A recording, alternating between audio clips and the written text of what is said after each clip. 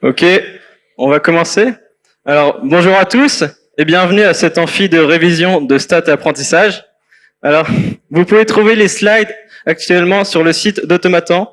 Donc, c'est l'adresse qui est ici. Si vous avez la flemme de la taper, vous avez juste à taper Automatan sur la barre de Google et aller dans la partie formation et vous allez les trouver. Alors, cet amphi, on va réviser dans un premier temps la partie stats pendant environ 1h20. On va réviser les grandes parties de stats, tout ce qui est important pour le partiel. Et pour la partie apprentissage, on va essentiellement traiter l'apprentissage supervisé, l'apprentissage non supervisé. On se verra ça demain en cours. Et du coup, je ne pouvais pas trop vous en parler. L'amphi est enregistré et vous allez pouvoir retrouver l'enregistrement sur le site d'Automatan bientôt, quand on aura récupéré l'enregistrement auprès de la DPIET. Ok, alors on va faire une petite intro qui consiste à présenter les deux courants de pensée qu'il y a en statistique. Alors ce qui est un peu caché dans le cours, c'est que il y a deux façons d'aborder les stats et on aborde les deux dans le cours, mais c'est pas trop présenté. La première façon, c'est le fréquentisme. Donc c'est un courant de pensée qui a été développé vers 1850.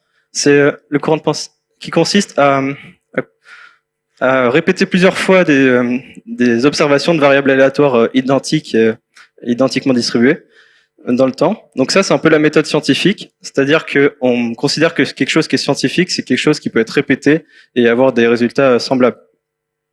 Et dans le fréquentisme, on observe, du coup, comme le nom l'indique, des fréquences. Et le but, ça va être de maximiser la vraisemblance, qui est la probabilité des données, sachant une théorie. Donc la théorie, c'est ce qu'on cherche. On cherche la meilleure théorie qui convient pour ça.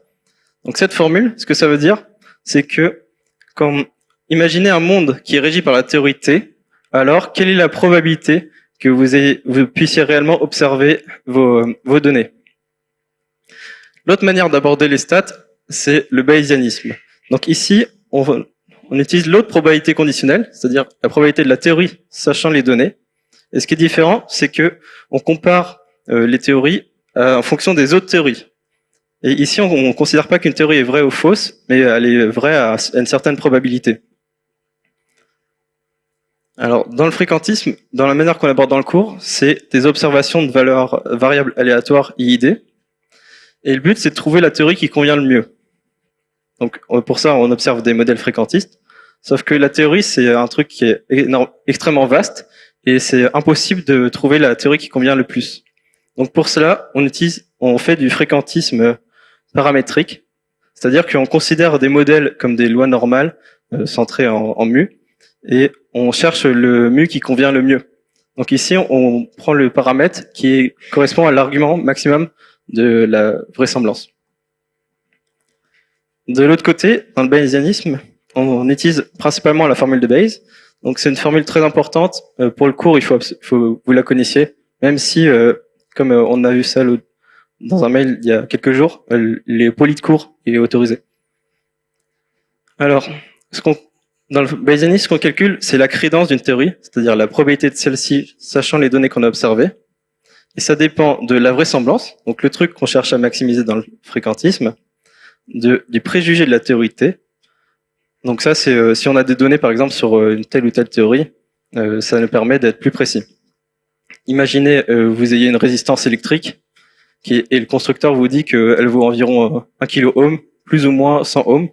Donc là, par exemple, vous savez que si vous cherchez la vraie valeur de cette résistance, vous devez chercher autour de 1 kilo-ohm. Ensuite, on compare ça à ce terme qui correspond aux autres théories, donc la vraisemblance des données D dans les théories alternatives, avec les préjugés des autres théories. Le terme en dessous, qui est plutôt un terme assez important, il n'y a pas besoin généralement de le calculer, c'est un terme qui est constant, et ça permet juste d'avoir un coefficient de normalisation. Donc si vous arrivez à repérer une loi avec sans le coefficient de normalisation, vous pouvez directement trouver les paramètres qui vont bien. Et ici, la crédence d'une théorie est relative aux données alternatives. Donc d'un côté, on avait le fréquentisme, qui est se basait sur la répétition de plusieurs fois d'une observation de variable IID.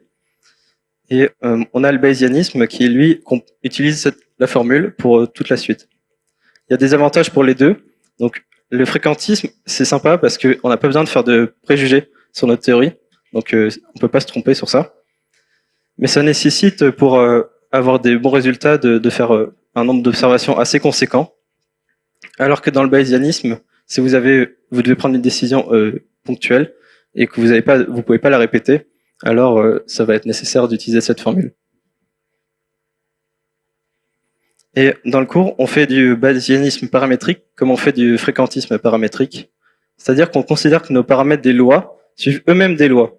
C'est-à-dire que si vous avez une variable aléatoire qui suit une loi normale centrée en mu, vous considérez que le paramètre mu suit lui-même une autre loi, par exemple, comme une loi normale centrée en 1. Et donc pour cela, on utilise encore la formule de Bayes, mais ici avec les densités de probabilité. Donc on a la densité du paramètre θ, sachant les données x. Donc ça, c'est a posteriori, après avoir observé nos données. Ça dépend de la vraisemblance des données, de la densité de paramètre θ, qui est un a priori, sur un terme de normalisation. Est-ce que vous avez des questions sur cette partie? Ok. Du coup, je laisse la parole à Antoine pour la suite. Ouais.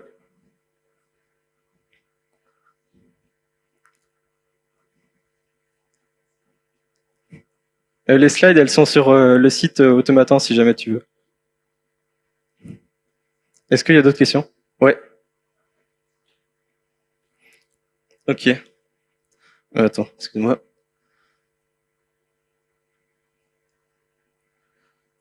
Ok, ici. Donc, c'est la probabilité de ta théorie. Donc, c'est toi qui le dit. Enfin, imagine, tu as un constructeur, il te vend une résistance électrique. Okay. Et t'aimerais bien, et il te dit, elle vaut plus ou moins 1 kilo ohm. Et toi, t'aimerais bien connaître sa vraie valeur, puisque pour une raison X ou Y, tu as besoin de sa vraie valeur. Le préjugé, c'est de dire que tu penses que la vraie valeur de ta résistance électrique, elle se trouve autour de 1000 ohms.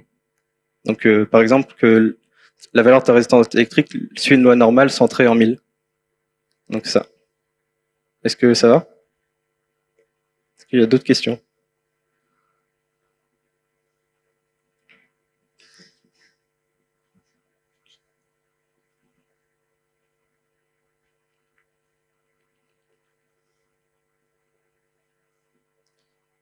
Okay, moi, je vous parlais d'estimateur. Du coup, avant de parler d'estimateur, vite fait, micro rappel sur les lois qu'on va voir pendant les examens. Du coup, je vous rappelle vite fait les lois discrètes ici. Normalement, vous les connaissez. Pareil pour les lois continues, uniforme, exponentielle, normale, on s'en fout.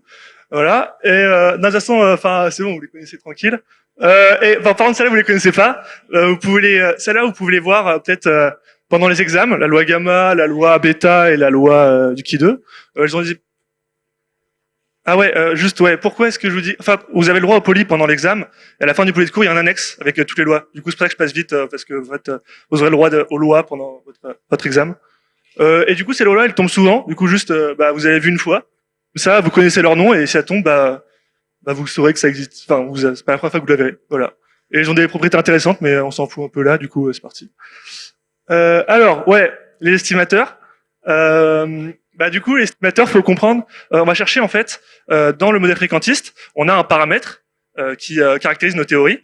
Et le but de l'estimateur, c'est à partir de données.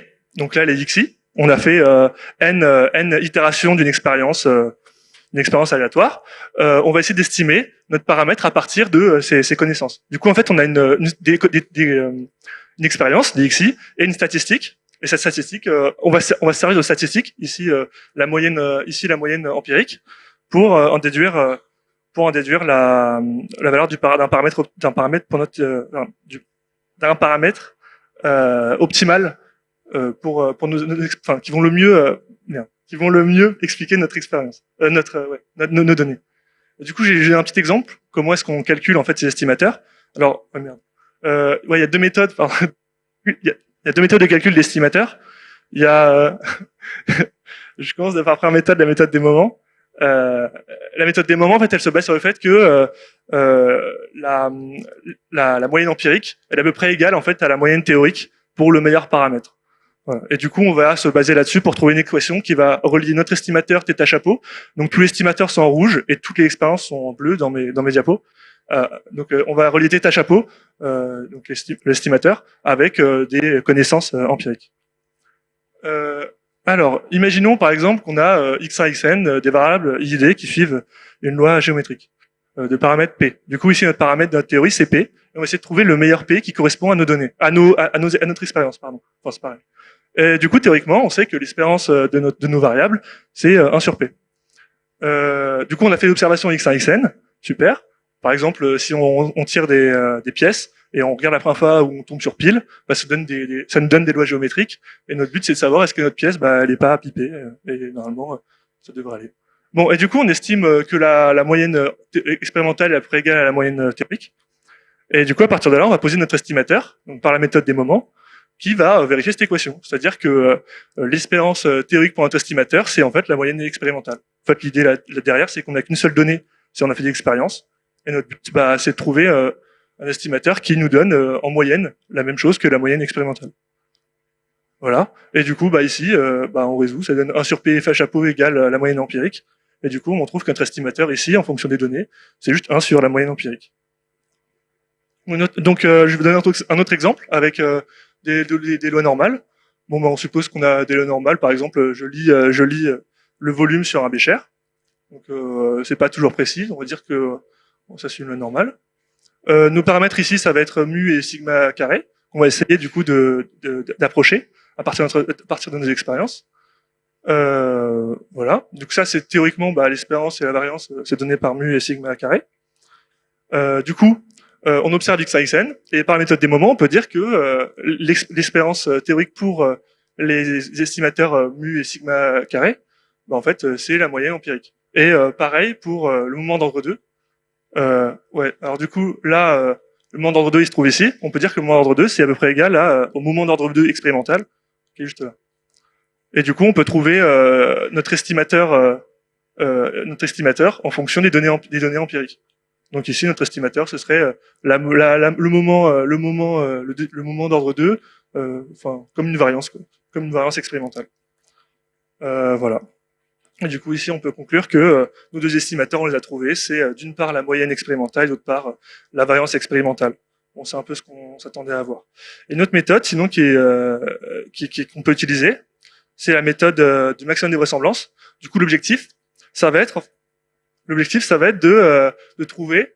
L'objectif, c'est de trouver l'estimateur qui va maximiser ce produit de probabilité. En fait, ce produit de probabilité, c'est la chance des données, sachant notre paramètre θ. Donc ici, c'est ce que ici. Et du coup, le but, c'est de trouver l'estimateur qui va maximiser cette expression. Du coup, cette expression, plus elle est proche de 1, et plus on sait qu'en fait, en sachant, en se mettant dans la théorie paramétrée par θ, qu'on a nos données xi. C'est-à-dire que en fait, si la théorie est vraie, alors nos xi, on est presque sûr de les avoir. Enfin, l'expérience, elle est bien vérifiée, quoi. Enfin, c'est normal que ça arrive. Du coup, pour ça, on va introduire grand L la vraisemblance, qui va être égale à ce produit un peu dégueulasse. Alors, ce produit dégueulasse, en fait, il cache deux choses. En fait, il a le cas continu et le cas discret. C'est deux cas un peu différents, mais dans le cours, en fait, il y a une notation pour les deux parce qu'il se fait pas chier. Et du coup, dans le cas discret, c'est juste le produit des probabilités de xi sachant θ. Et dans le cas continu, c'est juste le produit des fonctions de densité de xi sachant θ. Voilà. Voilà. Donc, du coup, je réécris ça en fonction de grand L, parce que le but, c'est de maximiser grand L, comme on le voit. Le but, c'est trouver l'estimateur, c'est trouver l'endroit où on maximise grand L. Alors, du coup, je prends un exemple. Si on prend y1, yn des variables aléatoires qui suivent une loi normale, on va essayer de trouver la valeur qui maximise L. Donc ça, c'est juste des calculs de maths, hein, c'est pas très intéressant. Du coup, ici, θ, c'est juste mu et sigma carré. On calcule L en fonction, on se donne des observations x1, xn quelconques. Et on calcule grand L. Ici, on connaît les fonctions de densité d'une loi normale. Bon, ça fait ça. Hein. Mais bon, maximiser ça, moi, j'ai pas trop envie de le faire. Enfin, je sais pas vous, mais maximiser ça par rapport à mu et sigma, ça a l'air vraiment ultra galère. Dériver des produits, c'est super casse-couille. Du coup, en fait, on passe au ln. Pourquoi? Parce qu'en fait, dériver des sommes, c'est beaucoup plus simple. Et aussi, trouver l'endroit où L devient maximum, c'est équivalent à trouver l'endroit où le logarithme de L est maximal. Parce que le logarithme, c'est croissant, strictement croissant, et du coup, maximiser L, ça revient à maximiser ln de L. Du coup, on va étudier ln de L plutôt que L. Et ce que j'écris là, ouais. Et du coup, ln de L, c'est plus simple, c'est une somme, et dériver des sommes, c'est beaucoup plus simple. Du coup, on va dériver ce magnifique ln de L. J'ai juste découpé en deux le ln, hein. Paf, on est là. Qu'est-ce qu'on fait ensuite? On va essayer de trouver du coup l'endroit où ln de L est maximum par rapport à mu et sigma. Du coup, on va dériver partiellement par rapport à mu et sigma cette expression pour trouver les endroits où ln de L admet des extrémas. On dérive par rapport à mu. Ça, je vous laisse faire. Hein. Ça, vous pouvez faire chez vous, c'est tranquille. C'est juste dériver une fonction, ça va. Voilà. Donc, on dérive par rapport à mu, on tombe là-dessus, et on dérive par rapport à sigma, et on tombe là-dessus. Vous pouvez faire les calculs vous-même, normalement, j'espère que vous trouvez la même chose. Et maintenant, en fait, vu qu'on cherche à maximiser L, on sait qu'au point de maximisation, la dérivée s'annule. Du coup, on va dire que au niveau de nos estimateurs, la dérivée de L par rapport à mu s'annule. Donc ici, on reprend cette expression-là, on remplace mu et sigma par mu chapeau et sigma chapeau, paf, et ça nous donne mu chapeau égale x bar. Du coup, x bar, ça j'ai pas dit, mais vite fait, x bar, c'est, j'ai noté ça comme la moyenne empirique, parce que souvent ça apparaît, et autant avoir une notation pour cette merde. Voilà. Du coup, d'autre part, si on dérive ln de L par rapport à sigma, on remplace cette expression par sigma chapeau et mu chapeau, paf, et voilà, sigma chapeau c'est cette merde. Et en simplifiant un peu, on trouve que sigma chapeau carré c'est le moment empirique moins l'espérance au carré. En fait, c'est le même estimateur que tout à l'heure, c'est cool, on a trouvé deux méthodes différentes, on a trouvé les mêmes estimateurs, sympa. Ça nous, c'est quand même plutôt cool, même si parfois ça va donner des états différents. Alors, un dernier truc que j'ai pas fait là parce que c'est chiant, c'est en fait là on a trouvé des extrémas, mais en fait on sait pas que c'est des maximums. Du coup, ce qu'il faudrait faire, ce serait dériver une deuxième fois par rapport à mu et par rapport à sigma à cet endroit-là, et vérifier que c'est bien des maximums et pas des minimums. Voilà. Mais vu qu'il y a j'ai la flemme, mais ça marche. Et sinon, une autre méthode, si vous avez la flemme de faire ça, c'est que si vos fonctions elles sont concaves, vous pouvez directement dire que c'est bon, mais bref, on s'en fout. Alors, du coup, là, je vous rappelle la méthode générale. En fait, à chaque fois, si vous devez trouver des estimateurs, vous avez deux méthodes différentes dans le cours. D'une part, utiliser la méthode des moments, que j'ai expliqué au début, ou alors utiliser la méthode du maximum de vraisemblance, qui est maximiser L. Voilà. Et alors juste, ce que j'ai pas montré dans un exemple, mais il faut faire attention. Notre support, notre support dépend du modèle paramétrique. Et du coup, pour pas faire ln de 0, parce que imaginons que si ici j'ai une donnée qui est impossible dans ma théorie, donc p de x1 sachant θ égale 0, le L est nul et j'ai pas le droit de faire ln de L. Du coup, il faut faire juste attention à se mettre dans le bon support. Voilà. Mais dans notre exemple, vu que c'est une loi normale, c'est défini sur R, il n'y a pas de problème. Voilà. Ensuite, du coup, l'estimateur bayésien, on va appliquer la formule de tout à l'heure. En fait, on va juste, au lieu de regarder la formule dégueulasse avec la dérivée sur l'intégrale de merde, on va juste regarder le terme du haut. Pourquoi? Parce qu'en fait, le terme du haut, il contient toutes les informations qu'il nous faut pour trouver la loi de θ sachant x. En fait, comme c'est écrit ici, si en dessous, en fait, c'est juste un coefficient de normalisation, parce que si ce qui est en haut, ça ressemble à une loi, en fait, on sait que ça, c'est notre probabilité, et du coup, on s'en fout de la constante, parce qu'en dessous, c'est une constante, on s'en bat de couilles. Voilà. Du coup, quand on a calculé ça, on aimerait bien avoir un estimateur, et l'estimateur, en fait, c'est juste défini comme l'espérance de θ sachant x. Donc, à partir du moment où on a calculé la probabilité de θ sachant x, quand on a trouvé la loi que suit θ sachant x, on trouve son espérance et on a notre estimateur. Alors, du coup, je donne un exemple que j'ai pas fait les calculs. Enfin, j'ai fait les calculs, mais j'ai pas écrit parce que c'est juste casse-couille, c'est pas intéressant. Du coup, juste pour vous expliquer vite fait l'approche bayésienne, imaginons qu'on veut estimer la note d'un élève et on sait juste combien d'élèves ont plus ou moins que lui. Par exemple, imaginons qu'il y a X personnes qui ont, on va dire a priori que sa note elle est comprise entre 0 et 1 en disant qu'il a 20, il a 20 sur 20 quand il a 1 et il a 0 quand il a 0. En vrai, c'est un modèle de merde, parce qu'en vrai, c'est plutôt des lois normales à la centrale, mais on va dire que les lois uniformes.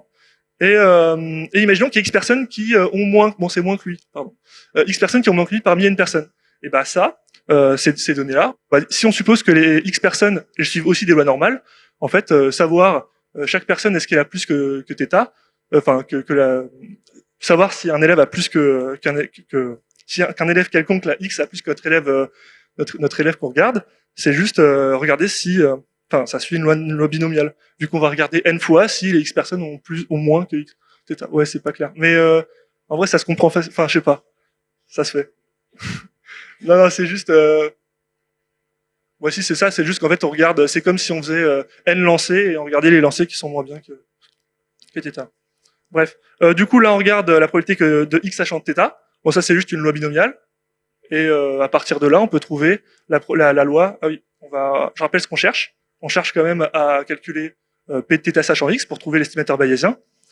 Du coup, on va juste calculer p de x sachant θ qu'on connaît, qui est ici une loi binomiale, et p de θ qu'on a supposé ici être la loi uniforme. Bon bah du coup ça, paf, on sait faire un produit, même si en vrai c'est pas très rigoureux. Si vous regardez le TD, je crois que c'est le TD2, vous allez trouver ça en rigoureux. Du coup en fait on remarque que ça c'est une loi bêta. C'est pour ça que je vais parler tout à l'heure de ces lois parce qu'elles apparaissent assez facilement. Ouais, la loi bêta de paramètres x plus 1 et n moins x plus 1. Mais en fait pendant l'examen, vous aurez le droit à votre poly. Du coup et sinon ça sera rappelé les lois. Du coup il y a aucun problème. Vous pourrez retrouver toutes les lois que vous voulez. Un autre exemple qui est un peu plus concret, celui-là un peu plus vrai. Imaginons que j'ai des béchers qui sont construits dans une usine. Et ben en fait, comme il expliquait tout à l'heure, c'est un peu comme la résistance. On aurait bien estimé la valeur, donc θ qui serait la valeur.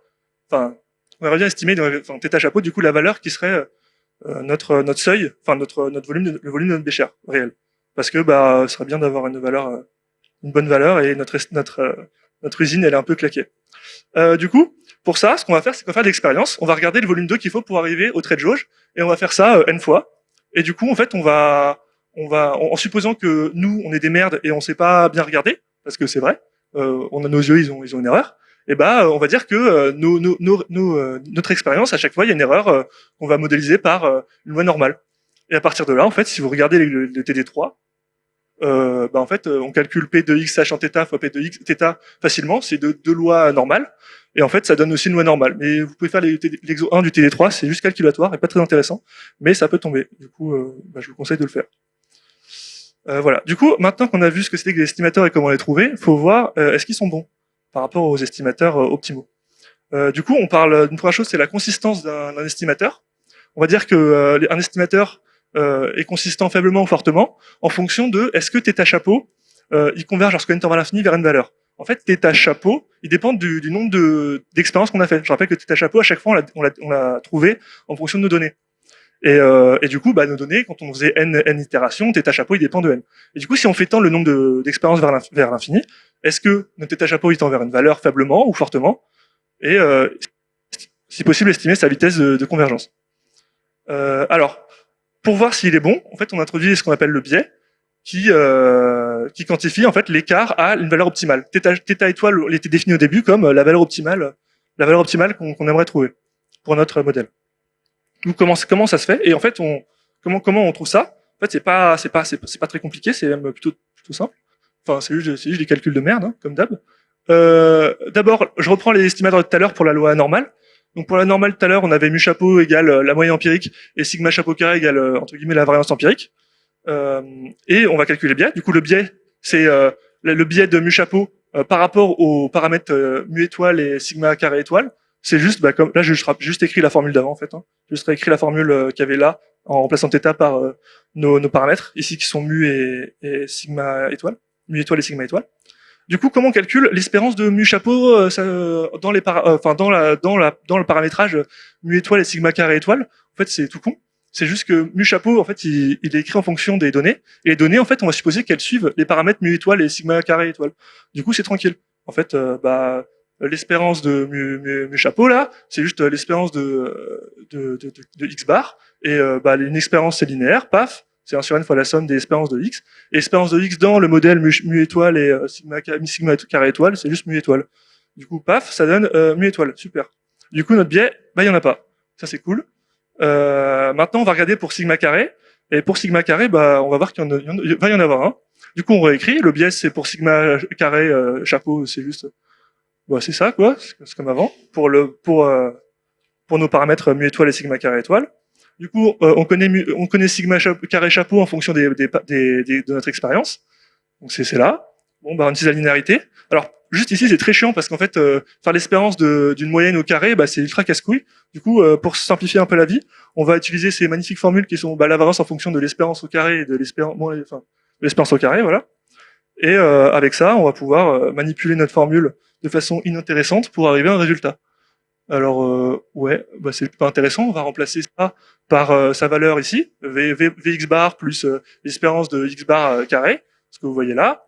Et ça, ça qu'on connaît, bah, on le remplace par la même chose. Et bah, la variance de xi, c'est juste sigma carré étoile. L'espérance de xi au carré, c'est juste mu étoile carré.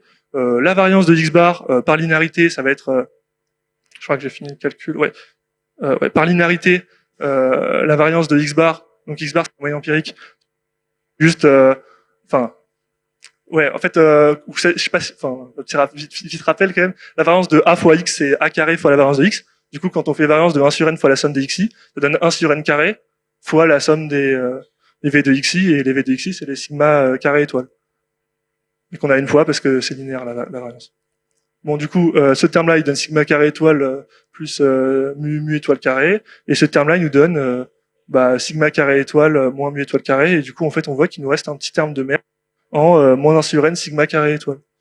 Bon, c'est juste du calcul, hein, vraiment, faites-le vous-même. Ce calcul, j'ai juste très chiant et intéressant. Et on arrive, du coup, si on réécrit ce que c'est que le biais, du coup, le biais, c'est l'espérance de sigma carré chapeau moins sigma carré étoile.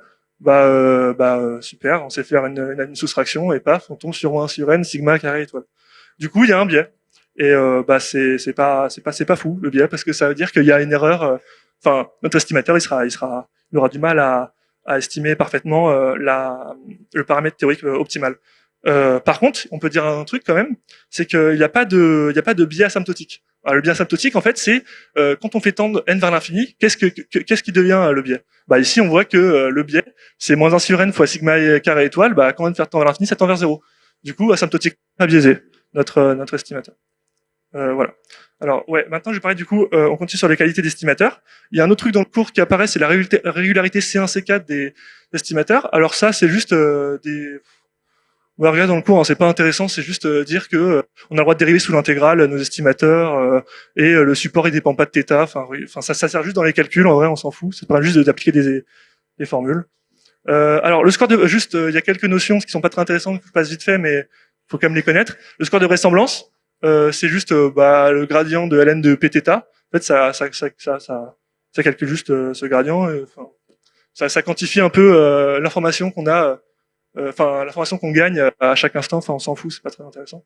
Et l'information de Fisher, ça par contre, ça va nous servir pour un théorème qui est dans le cours, qui est le terme de Kramer-Rao, dont on va parler juste après, qui en fait va quantifier l'information qu'on gagne à chaque fois qu'on réagit une expérience. Mais c'est très théorique et c'est pas très intéressant. Juste pour petite culture, avec ça, on peut retrouver des équations de la physique. Non, on s'en bat les couilles.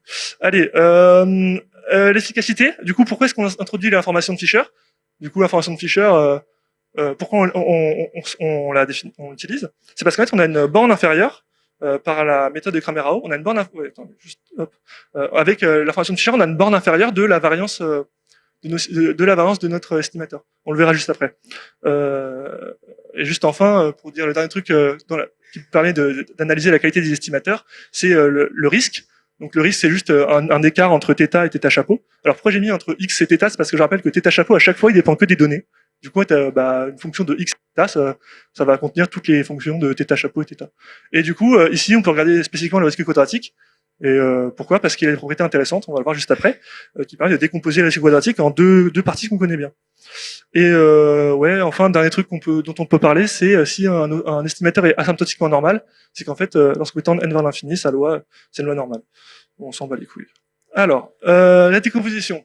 La décomposition, du coup, quand on a un risque quadratique, je reviens juste sur le risque quadratique, c'est juste la norme 2 de θ chapeau moins θ étoile. En fait, on peut le décomposer comme une partie qui est liée à la variance du paramètre θ chapeau dans la théorie θ, plus le biais dont on parlait tout à l'heure. Du coup, calculer le biais, c'est important parce qu'il apparaît là pour l'erreur, et pareil pour la variance. Et du coup, je vous ai parlé vite fait juste dans le cas réel, il n'y a pas de trace et il n'y a pas de norme, c'est juste beaucoup plus simple. Voilà. Et du coup, j'ai parlé vite fait juste avant du terme de Kramer-Rao. Du coup, en fait, les bornes l'aime de Craméron nous donne des bornes en fait sur la qualité des estimateurs. En fait, on sait que la variance de θ chapeau qui apparaît ici, en fait, elle est majorée par l'inverse de θ. Alors juste cette majoration, c'est pas dans les réels, hein, parce que là, je rappelle, là, on peut avoir des matrices. Du coup, en fait, dans le cas général, c'est de la merde. Hein. Du coup, on sera dans un cas simple. Mais juste, faut dire que l'écart entre les deux, ça a que des valeurs propres positives, on s'en bat les couilles, parce que ce sera souvent des cas réels. Et du coup, ce que nous dit la borne de Cramer-Rao, c'est que notre erreur, elle va être minorée par l'information, l'inverse de l'information de Fisher plus le biais. Et du coup, si on a un estimateur non biaisé et qu'on calcule que sa variance par rapport à θ, c'est l'inverse de l'information de Fisher, en fait, on sait que c'est le meilleur estimateur possible parce que l'erreur, elle est minimale. Parce qu'en fait, cette borne donne une borne minimale de l'erreur. Voilà. Est-ce qu'il y a des questions? Normalement, c'est la partie court vraiment importante. C'est pour toute la suite, je suis désolé. Ouais. De quoi? Bah en fait, θ. Donc là-bas, j'ai défini θ étoile, qui est en fait le paramètre optimal. Donc en fait, l'étoile, ça caractérise optimal entre guillemets notre théorie. Et du coup, ici sigma étoile, c'est un des deux paramètres. Ici, c'était pour des lois normales, il y avait mu étoile et sigma étoile. Et du coup, bah ces deux-là, ils vont caractériser les paramètres optimaux qu'il faudrait prendre pour avoir la meilleure, pour optimiser la ressemblance de notre théorie. En fait, c'est ceux qui seront c'est la meilleure théorie qu'on pourrait trouver dans notre paramétrage.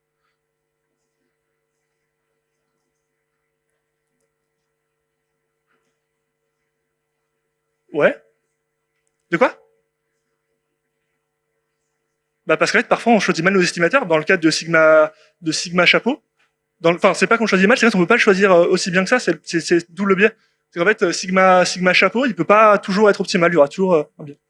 C'est comme ça. Ouais.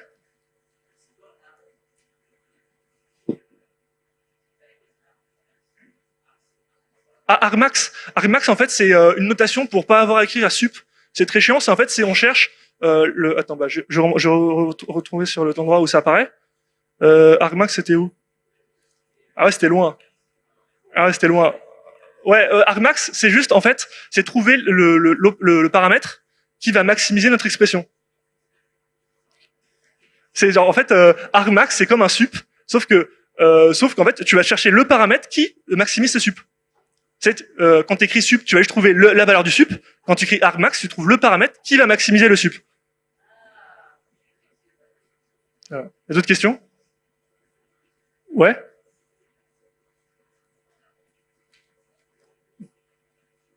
De quoi? Ah, excuse-moi, pardon, désolé.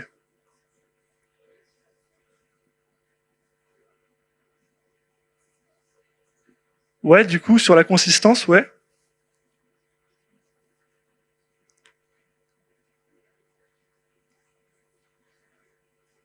Merde. Sérieux ton PC? Ouais. Ouais, sur la consistance. La consistance, ça sert à quoi?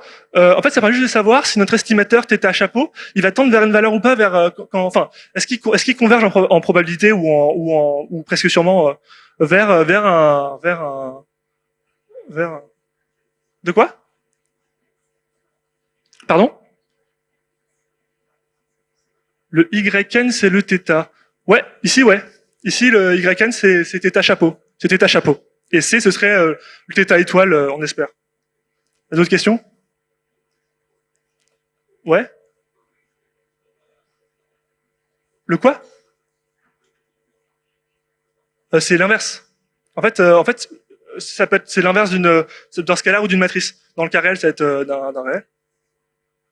Ah, I, c'est l'information de Fisher. C'est le truc que je suis passé vite fait dessus parce que ça quantifie l'information et c'est assez bresson. Même moi, j'ai pas trop compris ce que c'était. Bah, tu peux regarder sur Wikipédia, ce sera pas très clair non plus. Juste ce qu'il faut savoir, c'est qu'en fait, ça vient de la théorie de l'information et ça permet en fait de quantifier l'information d'un système. Et en fait, la bonne propriété qu'a Iθ, c'est le fait il est linéaire. Et du coup, en fait, quand on fait plusieurs observations, bah, en fait, on somme les informations auxquelles on a accès. C'est juste ça qu'il faut peut-être comprendre de l'information de Fisher. Il y a d'autres questions? Je vois pas. Que je vois. Bon, on va dire qu'il n'y en a pas.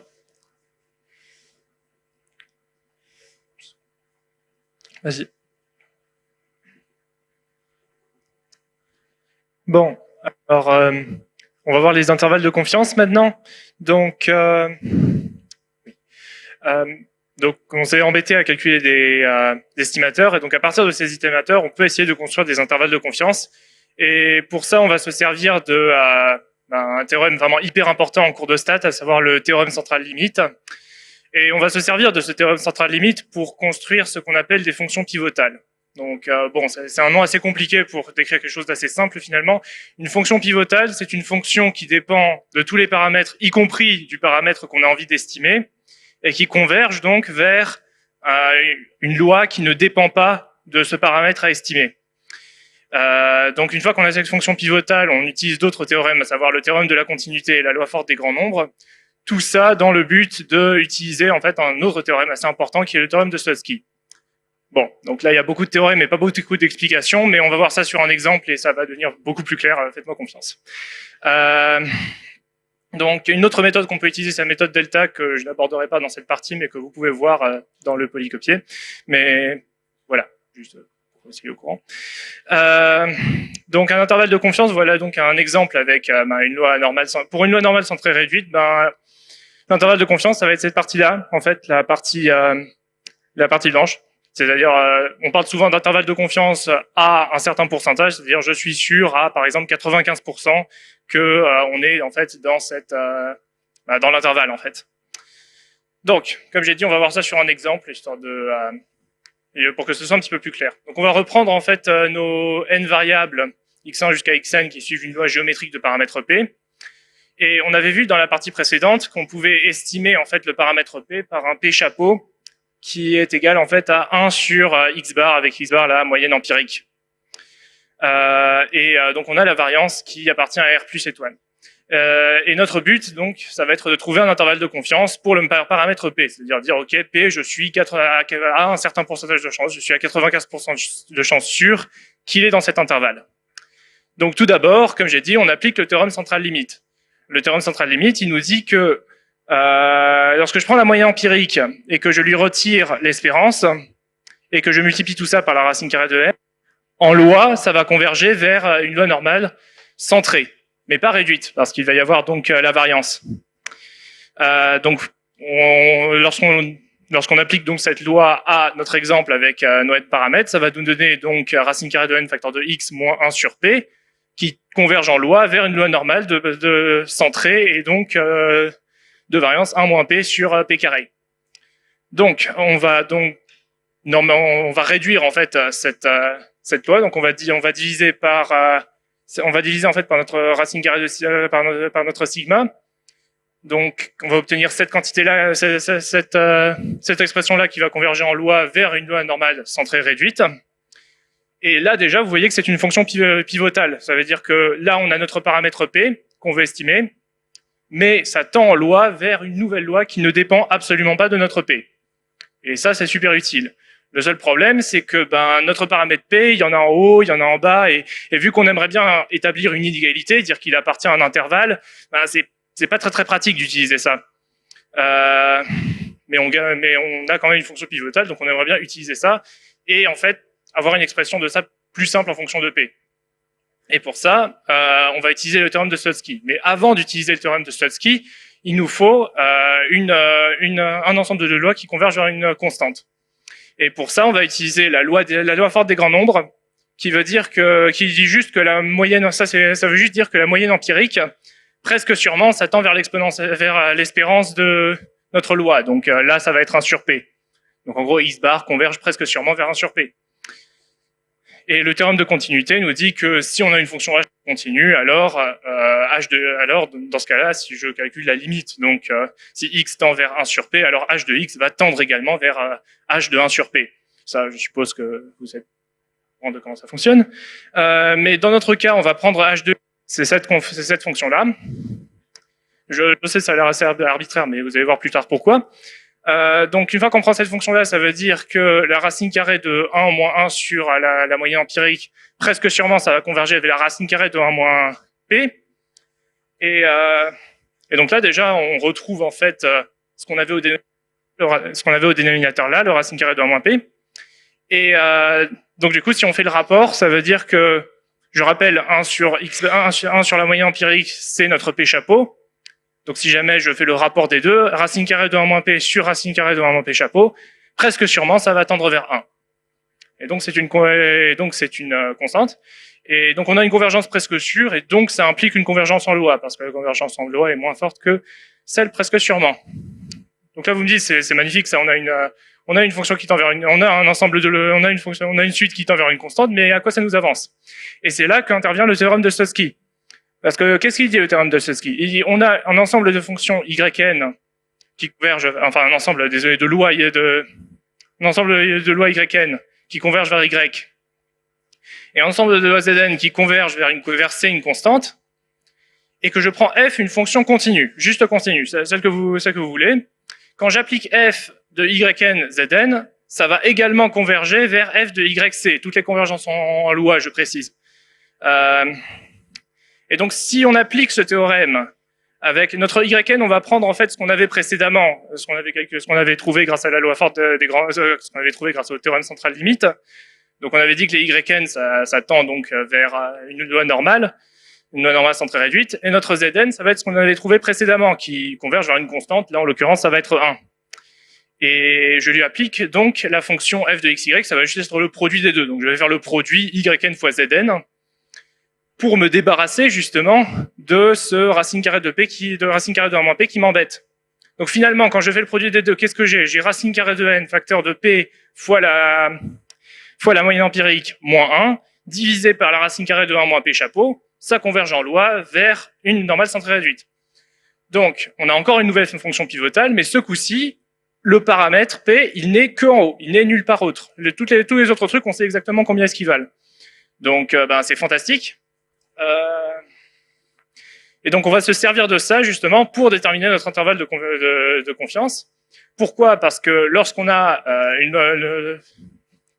tout simplement parce que lorsqu'on essaye de calculer, donc ok, on a cette fonction pivotale et on dit quelle est la probabilité qu'elle soit comprise entre deux quantiles, entre ces deux quantiles-là, Q de gamma et Q de gamma moins alpha plus 1. Gamma c'est également une constante que l'on fixe. Cette probabilité-là, elle est égale à 1 moins alpha. Et donc, maintenant qu'on a cette inégalité-là, on peut essayer de la simplifier un petit peu. Donc, j'isole en fait le p, j'essaye d'isoler en fait ce paramètre p. Donc, d'abord, je multiplie, bon, là, ça semble assez évident, je multiplie par racine carrée de 1 moins p chapeau divisé par racine de n. Donc, j'ai ça. Et encore une fois, je fais plus 1, divisé, bon bref, je réussis en fait à encadrer mon paramètre entre deux bornes.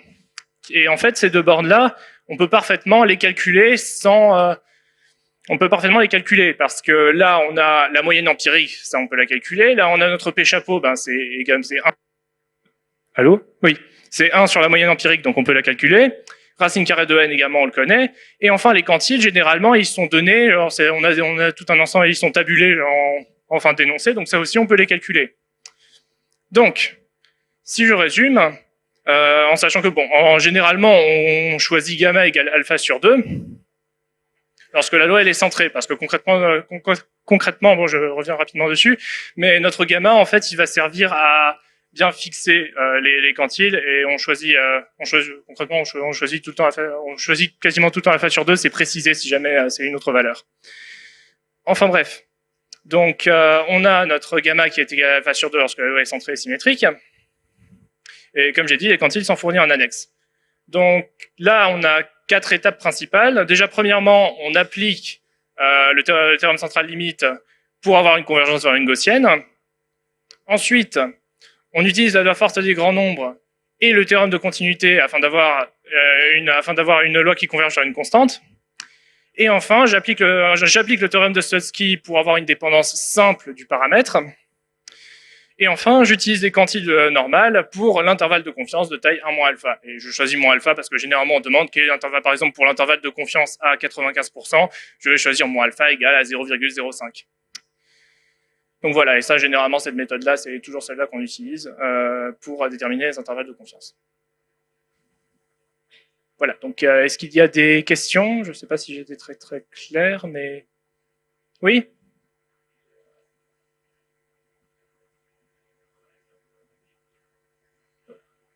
Oui. Hmm, oui, techniquement. Attends. Oui, techniquement dans le cours, on le cache à chaque fois, mais c'est des intervalles de confiance asymptotiques. C'est-à-dire que la loi en elle-même, genre racine de n, machin, bidule, on n'a aucune idée de à quoi elle correspond. Du coup, le mieux qu'on puisse faire, c'est des intervalles de confiance asymptotiques. Et vu qu'en général, on va s'intéresser à des élections, des choses comme ça, on va facilement avoir des centaines d'observations. Dans ce cas-là, l'intervalle de confiance asymptotique va être considéré suffisamment valide pour faire ce genre de choses. Donc la recette s'applique et dans le cours, on ne vous demande pas de trouver les lois de choses qui ont des lois beaucoup trop compliquées pour être trouvées. Merci Esteban. Donc d'autres questions? Non? Ça va? Tout était clair? Youpi. Bon. Alors je vais donc laisser la parole à Esteban pour vous présenter la suite.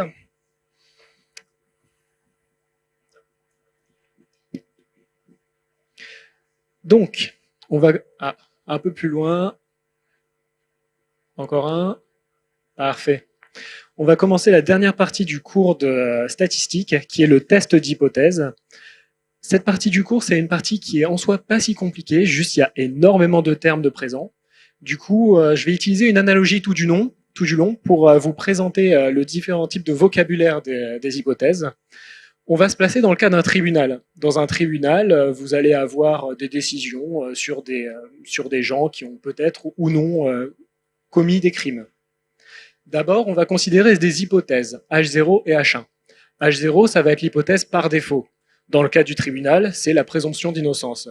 Si jamais il n'y a pas suffisamment d'éléments pour dire que cette hypothèse est fausse, elle reste vraie. Ensuite, il y a l'hypothèse H1, ça c'est l'hypothèse opposée à l'hypothèse alternative. Si jamais on réfute H0, on a forcément H1.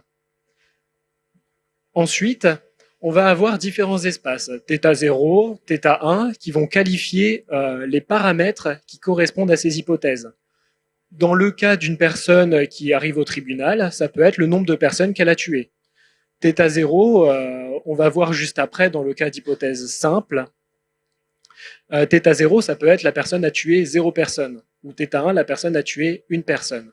Dans ce cas-là, on sait que dans l'hypothèse H0 a tué 0 personne, la personne est innocente. Et si la personne a tué quelqu'un, par contre, là, oui, normalement, la personne est coupable d'un crime. Dans les différents types d'espaces pour H0 et H1, on a d'abord des hypothèses simples, c'est-à-dire que les espaces θ0 et θ1 sont des singletons. Il n'y a une seule valeur possible. Ça peut être 1 et 2, ça peut être coupable, non coupable. C'est que ce type de choses pour lequel on va avoir des trucs simples à étudier en théorie pour nous sur papier. À l'opposé, il y a des hypothèses dites complexes ou composites. Dans ce cas-là, ça peut être des intervalles entiers pour vos valeurs de θ. Imaginons le cas, encore une fois, du tribunal. On peut garder tuer 0 personne pour θ0, mais pour θ1, on peut dire que c'est le cas où la personne a tué plus d'une personne. Dans ce cas-là, oui, la personne est toujours coupable. Mais l'intervalle en question, θ1 supérieur ou égal à 1, est plus compliqué à étudier en termes de tests d'hypothèse. Enfin, il y a la notion de statistique de test et de région de rejet. Pour cela, pour présenter ce que sont les statistiques de test, il faut voir ça comme des opérations sur les observations.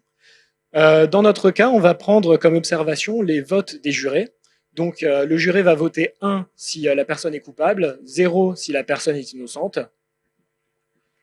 Et la statistique de test, ça va être compter le nombre de voix coupables, compter le nombre de voix coupables. Notre région de rejet, ça va être une région à partir de laquelle, lorsqu'on est dedans, on va rejeter l'hypothèse H0 au profit de l'hypothèse H1. Dans le cas des jurés, si jamais plus de 10 jurés décident de voter coupable, on va considérer que la personne est coupable. On peut voir déjà que les statistiques de test et les paramètres, ce ne sont pas forcément les mêmes choses. Juste les statistiques de test agissent sur les observations qui dépendent donc des paramètres en question. Ensuite, pour chacune des hypothèses, donc pour chacun des domaines, on va avoir des probabilités associées. Dans le cas hypothèse H0, on a la probabilité d'être dans l'hypothèse H0. enfin, la probabilité de dire H0 ou la probabilité de dire H1. PH0, PH1, ça va être la probabilité qu'on dise coupable ou la probabilité qu'on dise innocent.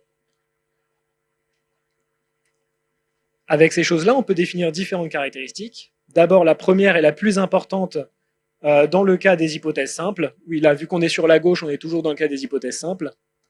Ça va être alpha. Alpha, ça va être le risque de première espèce de votre test. Votre but, ça va être de le minimiser. Pourquoi c'est le plus important? Parce que, reprenons encore une fois l'analogie, le plus important dans le modèle judiciaire, c'est de ne pas mettre à tort des innocents en prison. Dans ce cas-là, alpha, il faut minimiser. Il faut minimiser le taux d'innocents qui sont en prison. Autrement dit, minimiser le taux le pourcentage de personnes jugées coupables, sachant qu'elles sont innocentes. Donc P de H1, sachant θ0. Ensuite, on a le risque de seconde espèce, bêta. Lui est beaucoup moins important, puisqu'il y a un autre paramètre pour le cas de θ1 qui va être la puissance. Bêta existe en fonction des applications, il peut être bien de le régler. Il s'agit du taux de criminels laissés en liberté, en reprenant l'analogie. Enfin, on a la puissance. La puissance, ça va être à quel point votre test est correct, à quel point il va vous dire la personne est coupable, sachant qu'elle est vraiment coupable. Donc, en pratique, dans les exercices, on va rassembler tout ça dans un seul terme qui est la fonction puissance. La fonction puissance, même si ça a le même nom que la puissance, en soi c'est assez séparé. Pourquoi est-ce qu'on rassemble ça sous la fonction puissance? Parce que regardez, il s'agit à chaque fois de la probabilité de dire H1, la probabilité d'être dans la zone H1. Et ensuite, la seule différence, ça va être dans θ0 ou θ1. Autrement dit, dans les cas des cours et des TD, on va calculer P de H1 sachant θ, θ pouvant être n'importe quoi, et après ça, on va faire l'application numérique en θ0, en θ1, pour avoir directement la taille, le risque de première espèce, et la puissance du test. Ensuite, dans le cas des hypothèses complexes, il va nous falloir des analogies. Là, c'est un peu plus compliqué, puisque c'est pas aussi simple d'étudier. On a d'abord l'analogie du risque de première espèce, c'est la taille. La taille, pourquoi est-ce qu'il y a marqué sup juste en dessous? Eh bien, parce que dans le cas d'une hypothèse complexe, il y a toute une quantité de paramètres qui peuvent être considérés. Et nous, ce qu'on veut, c'est de savoir lequel est le pire cas pour nos tests. Par exemple, est-ce que notre test est bon pour prévoir les gens qui ont tué une personne ou pour prévoir les gens qui ont tué 10 personnes? Il faut savoir lequel est le pire, parce que, encore une fois, si notre test est le pire possible, c'est quelque chose qu'il va falloir minimiser. On ne peut pas se permettre dans un cas particulier, mettre en prison énormément d'innocents. L'analogie de la puissance, elle, va être le caractère uniformément plus puissant. C'est-à-dire qu'on va parcourir les paramètres dans l'espace θ1, et si on compare deux tests, un test uniformément plus puissant, il aura une puissance plus élevée, supérieure ou égale à peu près partout dans l'intervalle, et en au moins un point, sa puissance doit être strictement supérieure à celle de l'autre test. Donc le caractère uniformément plus puissant, en pratique, on peut comparer des tests comme ça dans les exercices. Vous pourrez voir dans les TD 4-5, d'ailleurs c'est seulement là qu'il y a les tests d'hypothèse. Il y a un moyen assez simple de trouver des tests uniformément plus puissants qu'on va voir juste après dans le cas des hypothèses simples. Enfin, par rapport aux statistiques de test et régions de rejet, on a une caractéristique qui est quand même très importante et que vous avez déjà entendue dans le domaine scientifique, c'est la p-valeur. La p-valeur, cette fois, on a un inf, alors qu'avant, on avait un sup. Pourquoi ça? C'est parce que la p-valeur, ça a trait non pas à vos hypothèses en elles-mêmes, mais à votre statistique de test. C'est-à-dire, lorsque vous avez une observation et que vous déterminez la valeur de la statistique, quel est le plus petit test en termes de taille de rejet qui va rejeter votre hypothèse. Par exemple, si dans vos 50 jurés, vous en avez 48 qui disent coupable, quel va être le test en pourcentage qui va le plus petit test en pourcentage de personnes jugées coupables sans l'être, qui va correspondre à cette valeur-là de statistique.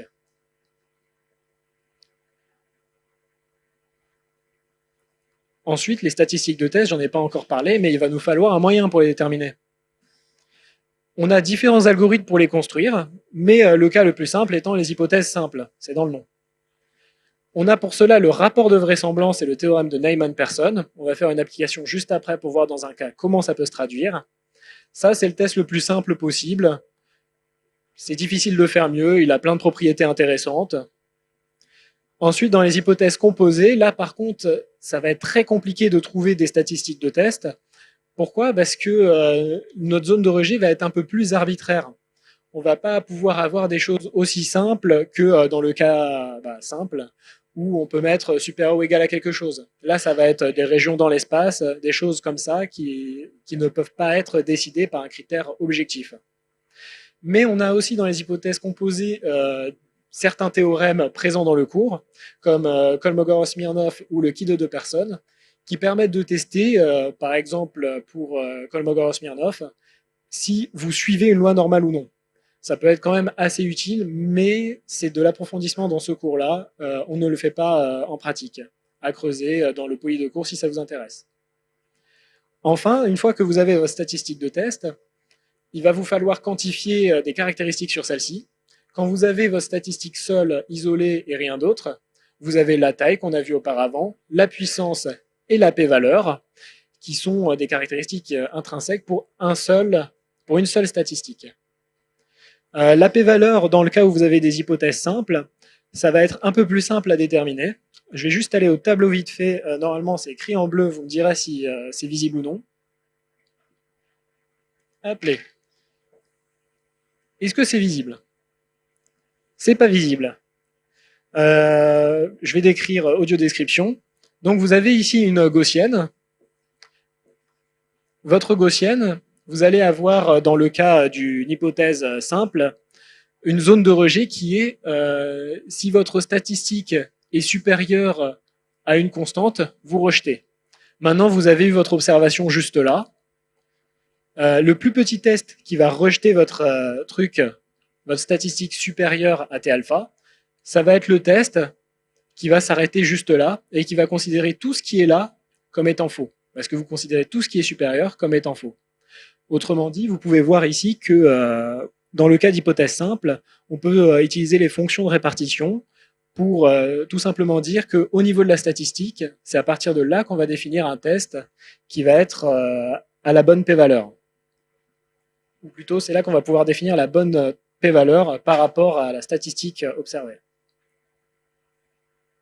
Vous pourrez revenir bien sûr après en question pour avoir des précisions. Enfin, il y a des caractéristiques qui sont comparatives, c'est-à-dire que c'est entre tests, notamment le caractère UPP, uniformément plus puissant. Celui-là, c'est entre deux tests. Un test est uniformément plus puissant qu'un autre.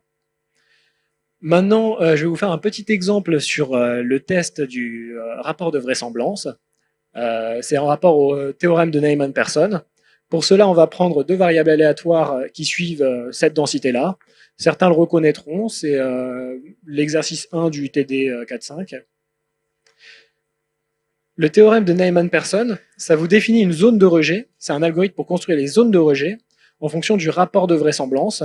Donc le rapport de vraisemblance dans l'hypothèse θ1 divisé par le rapport de vraisemblance dans l'hypothèse θ0. Et il faut que ceci soit supérieur à un seuil pour qu'on décide de rejeter H0. Pourquoi ça? Pour donner une intuition. C'est pour dire, par exemple, si mon hypothèse 1 est C fois plus vraisemblante que l'hypothèse 0, ben on va rejeter l'hypothèse 0 quand même. Ce seuil va souvent être plus grand que 1, puisque vu que vous avez une hypothèse par défaut, il faut quand même que vous ayez suffisamment de preuves pour rejeter cette hypothèse par défaut. Dans notre cas, vu qu'on n'a que deux variables aléatoires, ben la vraisemblance c'est le produit des densités. Donc produit des densités en θ1, produit des densités en θ0. Si on met directement nos densités à l'intérieur et qu'on prend θ égale 1, θ1 égale 2, θ0 égale 1, on arrive jusqu'à cette chose juste là, 4x1, x2 est supérieur à c, ce qui nous définit donc une zone de rejet comme étant une multiplication supérieure à un certain seuil.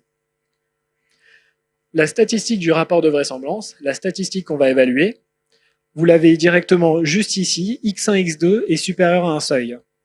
Du coup, votre statistique juste là, vous allez devoir trouver un seuil T alpha, tel que votre statistique supérieure au seuil, ça soit un test qui ait une taille alpha.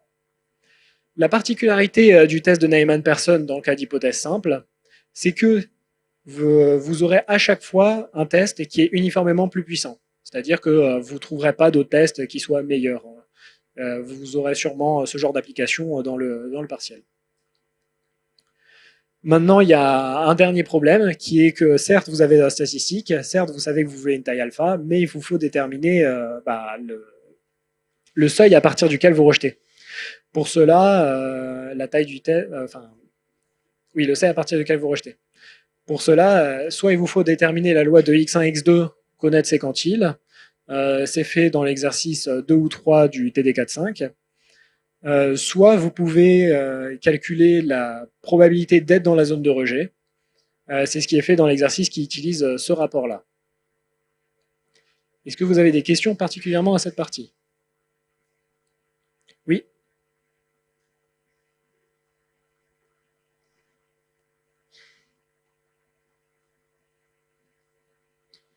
Oui. Donc, dans les cas de caractéristiques complexes, la taille, si on utilise l'analogie avec le risque de première espèce, ça va être à quel point tu vas rejeter, tu vas rejeter l'hypothèse H0, sachant qu'en vrai H0 est vérifié.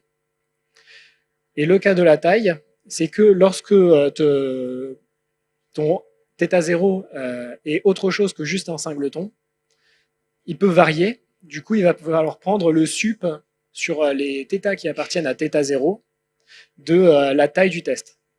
Du coup, c'est ce sup-là qui va te définir la taille. Ensuite, pour le caractère uniformément plus puissant, si je reviens, c'est pour tout θ qui appartient à θ1, la puissance de ton test est supérieure à celle d'un autre, et en au moins un point, cette puissance est strictement supérieure à celle d'un autre. Autrement dit, ton test est quasiment partout équivalent et au moins en un point meilleur. Est-ce que ça va mieux?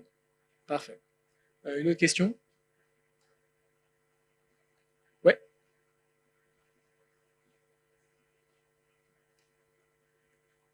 Je ressors l'exercice. C'est quoi la question?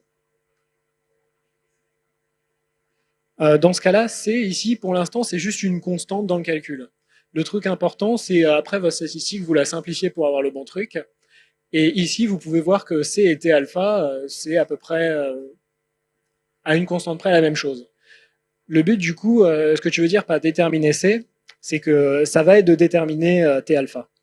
Et pour déterminer T alpha, ça va être par rapport à la taille du test que tu veux avoir.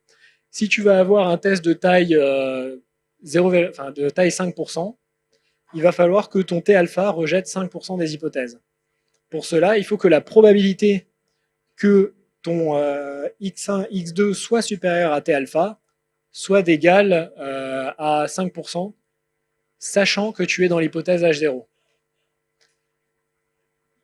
Du coup, c'est pour ça que le C est un peu bizarre, c'est que c'est quelque chose qui va dépendre de la taille que tu veux avoir dans ton test. Et le test de Kolmogorov-Smirnov te dit que si tu trouves un T alpha qui existe et qui valide cette condition, dans ce cas-là, ton test est uniformément plus puissant. Mais autrement dit, c'est ça la partie difficile, c'est de déterminer les T alpha, parce qu'il faut faire des calculs d'intégrale, parce qu'il faut déterminer des lois. Et dans ce cas-là, tu peux avoir soit avec des quantiles, soit avec le résultat de tes intégrales, le seuil T alpha qui correspond. Il y a aussi, dans le cas des autres hypothèses, Kolmogorov-Smirnov, etc., un moyen de construire très facilement le seuil en question. À chaque fois, du coup, ça joue toujours sur les quantiles. Globalement, les quantiles et des intégrales. Une autre question sur cette... Oui.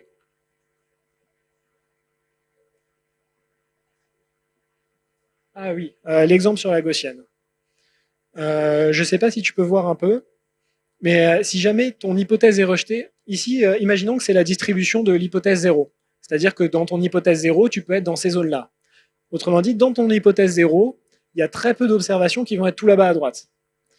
Et ta statistique de rejet, c'est quand tu es supérieur à un certain seuil à droite, tu rejettes l'hypothèse H0.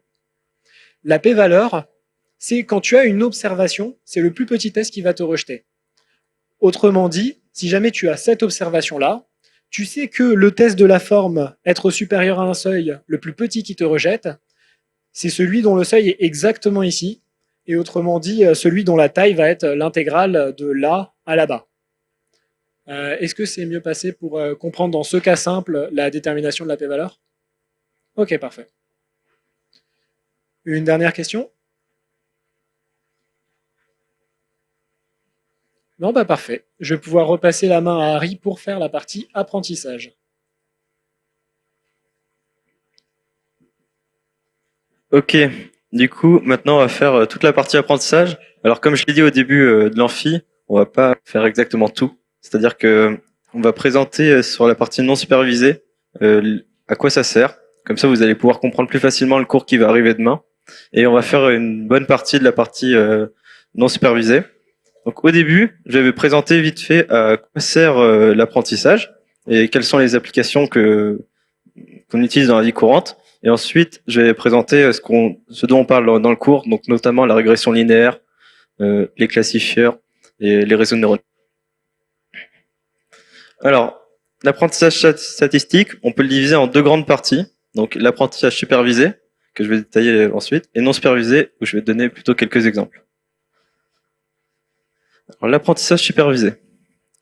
Ici, on a des variables explicatives, x, et on a ce qu'on appelle des labels, c'est-à-dire des variables qu'on cherche à expliquer. Donc, le but, c'est, si on donne x, ce qu'on aimerait bien, c'est trouver y. Donc pour ça, on va faire justement de l'apprentissage. Et x, ça peut être des variables de n'importe quel type. Par exemple, vous avez la température, l'heure de la journée et tout ça, et vous cherchez un variable y, vos données à expliquer, c'est la consommation d'électricité d'une ville. Donc on imagine bien que la consommation d'électricité d'une ville, elle dépend de la température, de l'heure de l'ensoleillement. Et ce qu'on aimerait, c'est pouvoir quantifier. C'est-à-dire que si on prévoit que dans quelques jours, il fera beau, et en fin de journée, on aimerait bien savoir la consommation électrique dans votre ville. Donc, si on a des variables explicatives de R puissance M et nos variables à expliquer sont de R puissance N, on va parler de régression. Alors, la régression, c'est-à-dire qu'on a des points qui appartiennent ici à R et nos variables à expliquer dans R et nos variables explicatives X dans R aussi. On a plusieurs observations, donc on a des X et on a les Y associés. Et le but, c'est de trouver le modèle qui passe le mieux par tous ces points. Allô? Ouais. Donc, imaginons qu'on cherche un modèle linéaire. Donc, on essaye de trouver la droite qui fit le mieux la courbe. Donc ici, vous imaginez que c'est pas forcément le plus adapté. On voit qu'elle est un peu décroissante du style exponentielle, mais on va quand même essayer d'approximer ça par une droite. Donc après des méthodes que je vais expliquer ensuite, on trouve une droite qui fit le mieux notre point. Et donc maintenant, si on a des x, par exemple ici, eh ben on va pouvoir dire que les variables y, donc par exemple la consommation d'électricité dans votre ville, ça va être autour de 13, si vous avez des x à moins 5. Autre exemple très classique, pour montrer ce qu'est la classification. Donc ça, c'est la deuxième tâche la plus importante en apprentissage supervisé. C'est-à-dire que cette fois-ci, vous avez toujours des variables explicatives x dans RM, mais vous cherchez à les classer dans un nombre fini de classes. Donc, c'est-à-dire, c'est bien différent de R puissance n. Exemple, vous avez des photos, des images de nombres. Donc, l'exemple classique, c'est MNIST. On en a parlé vite fait dans le cours. Et ça, qui représente des chiffres, donc tous les chiffres entre 0 et 9. Et vous, ce que vous aimeriez bien, c'est que si on vous montre une photo du chiffre, vous puissiez comprendre quel est le chiffre qui est écrit dessus. Donc, au début, vous avez un vecteur de R puissance n, qui vaut ici R puissance 28 par 28, donc 28 fois 28 pixels, fois 3 parce que c'est, enfin, non, fois 1 ici parce que c'est en noir et blanc. Et le but, c'est de trouver le chiffre qui est écrit sur la photo. Et ça, en fait, on peut pas trop le faire sans trouver des méthodes pour passer de la classification à la régression. C'est-à-dire qu'ici, vous avez un ensemble fini, et donc c'est discret. Et pour appliquer les méthodes classiques en apprentissage, on aimerait bien que ce soit un ensemble continu. C'est-à-dire passer ici, dans R puissance n. Alors, petit exemple. Vous avez des fruits, des photos de fruits. Et ce qu'on aimerait bien, c'est que notre modèle, il arrive à dire que ce fruit-là, c'est une fraise. Donc, l'idée que vous pourriez avoir assez intuitivement, c'est de numéroter chacun des fruits, entre 0 et le n, et que votre modèle, il vous renvoie le numéro du fruit. Bon, mais ça, en fait, il y a des petits problèmes. Imaginons que votre modèle, il prédise une orange. Et qu'on mesure l'écart quadratique entre la prédiction et la vraie valeur. Ici, on va voir que l'écart, il vaut 1. Par contre, si votre modèle, il prédit une banane, eh ben, l'écart ici va être 9. Alors que, bon, honnêtement, il n'y a pas trop de raison que l'écart soit 9 fois plus grand entre prédire une banane et une orange. Donc on voit ici qu'il y a un biais. Et ce qu'on aimerait bien, c'est qu'il n'y en ait pas. La petite astuce, c'est coder vos fruits par des vecteurs de R puissance n, qui valent partout 0, sauf un 1 sur l'indice de la classe auquel il correspond. Et votre modèle, ce coup-ci, il renvoie plus un nombre entre 0 et n, il va renvoyer des probabilités associées à chaque classe. Donc par exemple, là, il voit votre fraise, et il se dit, bon, là, je suis convaincu, c'est pas un kiwi, je pense que c'est pas une fraise, du coup, il se trompe. Et il se dit à 65%, je pense que c'est une orange. Donc vous, si vous avez besoin de savoir qu'est-ce qu'a prédit votre modèle, vous prenez la meilleure probabilité. Donc ici, il se trompe. Mais vous avez des moyens de... La distance entre chaque classe va toujours être la même. C'est-à-dire que la distance entre deux classes, ici, vaut 1 pour toutes les classes. Et donc c'est comme ça qu'on fait pour passer de classification à régression. Est-ce que vous avez compris ça? Ouais, ça va. Oui. Ici, attends, peut-être que j'ai dit enfin, elle est constante. Tu peux calculer. Peut-être que c'est 2. Mais en fait, du coup, imagine ton kiwi ici, il va être codé par un 1 ici, un vecteur avec un 1 au début et des 0 en dessous. Et les autres classes, une classe i, ça va être des 0, un 1 et des 0. Donc ici, si tu fais la norme au carré, enfin tu soustrais les deux normes au carré, donc en fait ça va faire 2. Je me suis trompé. Est-ce que c'est bon? Donc voilà, c'est comme ça qu'on passe. Ok, je vais présenter 2 exemples de l'apprentissage non supervisé. Comme ça, c'est des exemples qu'on va traiter normalement demain. Donc l'apprentissage non supervisé, on a des variables, x, et ce coup-ci, on n'a plus de variables à expliquer, y. Et le but, ça va être de trouver des représentations dans nos vecteurs. C'est assez abstrait. Un exemple. Vous avez toujours vos images de chiffres, avec des chiffres entre 0 et 1. Donc ça, c'est des images de R puissance 28 x 28, c'est assez énorme, et vous aimeriez bien le représenter sur un plan 2D. Si possible, par des classes qui se ressemblent un peu. Et vous faites ça, vous présentez dans le plan vos chiffres. Imaginez que vous ayez des points dans R3 qui sont un peu enroulés. Donc on imagine c'est enroulé. Et vous aimeriez bien dérouler le sorte de parchemin là qui existe en fonction des classes, enfin c'est-à-dire des couleurs. Ceux qui sont en rouge, vous aimeriez bien les mettre ensemble, ceux en bleu, comme ça. Du coup, vous passez de R3 et R2 en ayant déroulé le parchemin.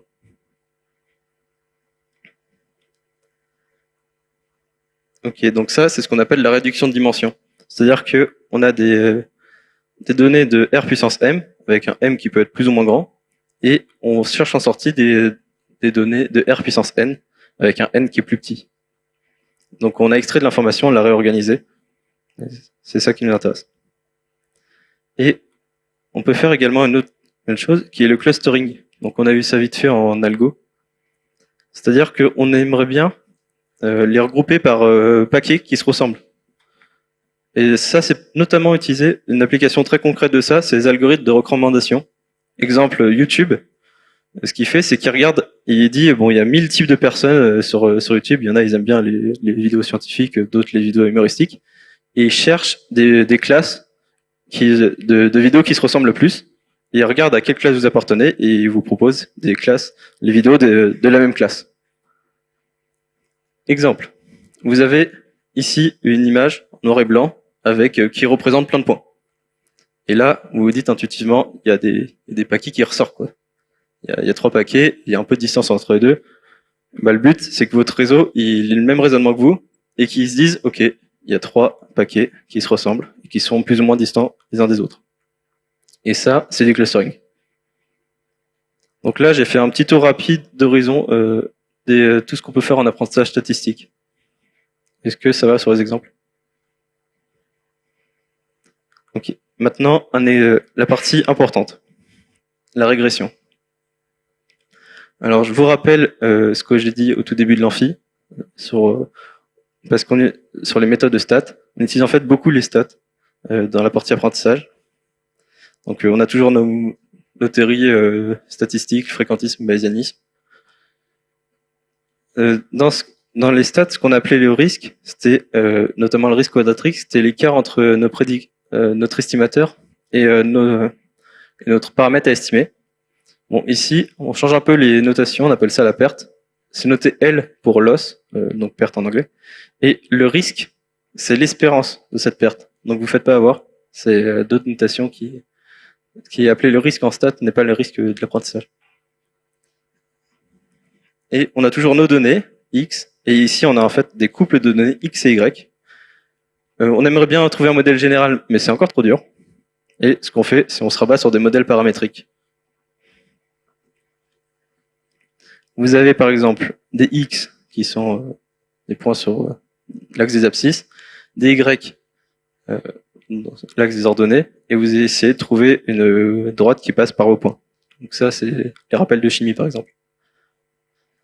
Et pour faire ça, vous essayez d'avoir une fonction de prédiction. C'est-à-dire que vous avez une fonction qui a X à donner, qui a un X donné, va vous trouver le Y qui a le plus de chances d'être le bon. Et ici, vous faites de la régression linéaire, cette fonction, elle est linéaire. Et comme j'ai dit tout à l'heure, la fonction de perte, généralement, c'est une perte quadratique. On peut aussi faire juste une valeur absolue, la perte L1, qui mesure l'écart entre vos prédictions et la vérité. Donc, la vérité ici, c'est Y, et votre prédiction, c'est H de X. Et nous, on aimerait bien trouver la meilleure fonction de prédiction, c'est-à-dire H étoile, qui représente la meilleure, correspond à argmin, c'est-à-dire le H qui vérifie, qui effectue le minimum de l'espérance de la fonction de perte. En pratique, on utilise généralement, ce qu'on peut faire, ouais, je vais commencer par ça. Ce qu'on peut faire, c'est si on trace notre fonction de perte en fonction des paramètres de notre modèle qu'on cherche à avoir, on trace sur les données qu'on a la perte. Et nous, ce qu'on voudrait, c'est être au minimum. Comme ça, on fait pas beaucoup d'erreurs. Donc, pour faire ça, on utilise des techniques comme la descente de gradient. C'est-à-dire qu'on regarde la pente ici. Donc ici, on prend la dérivée et on va vers la pente. Donc c'est comme si vous êtes en montagne et vous laissez une bille rouler et elle va vers la pente. Et si on fait ça, quand on descend, eh ben, miraculeusement, notre droite, elle va passer par les points. Ok, donc là, c'est une slide avec beaucoup d'infos. Ça récapitule un peu tout ce qu'on peut faire en modèle linéaire. Alors ça, j'en parle juste après. Donc la perte, ce qu'il faut savoir, c'est pour la perte L2. Donc la fonction si on utilise une perte L2, la fonction de perte, du coup, c'est la norme de y moins h de x au carré, donc la norme 2. La fonction de prédiction optimale, donc celle qui, étant donné nos données, semble la mieux. C'est l'espérance de y, sachant nos données, x égale à x. Bon, rien dit que cette fonction soit une fonction linéaire. Et on peut avoir un estimateur, je vais vous le présenter dans les slides suivantes. La perte L1, on en utilise un peu moins, mais elle a quelques propriétés sympas comme être plus robuste. Vu que c'est du L1, elle est moins sensible aux valeurs extrêmes, c'est-à-dire que si vous avez un grand écart, il n'est pas au carré, donc c'est moins sensible. Et il n'y a pas besoin de connaître l'estimateur dans le cours, ni l'espérance ni la variance du coup. Et la fonction de prédiction optimale, c'est la médiane, c'est pas l'espérance de y sachant x est égal à x. Il y a une démonstration dans un cas particulier dans le TD 6, je crois.